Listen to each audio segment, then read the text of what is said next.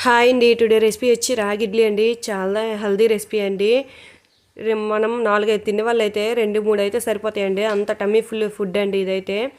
First మినపప్పును మిక్సీలో వేసుకోవాలండి. వేసుకున్నాక అలాగే నానపెట్టుకున్న రాగులు కూడా మిక్సీలో వేసుకోవాలండి. నైట్ అయితే నేను నానపెట్టానండి ఈ రాగుల్ని.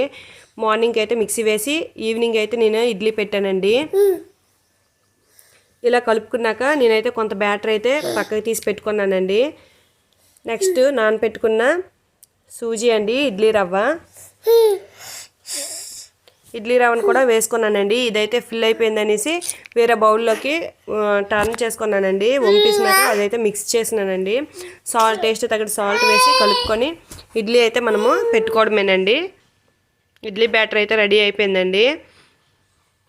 ఇడ్లీ పెట్టినాక ఆఫ్టర్ చూపిస్తున్నానండి. చాలా బాగా అయితే వచ్చాయండి. మీకు కూడా నచ్చినట్లయితే లైక్ చేయండి, షేర్ చేయండి, సబ్స్క్రైబ్ చేసుకోండి. Thank you for watching.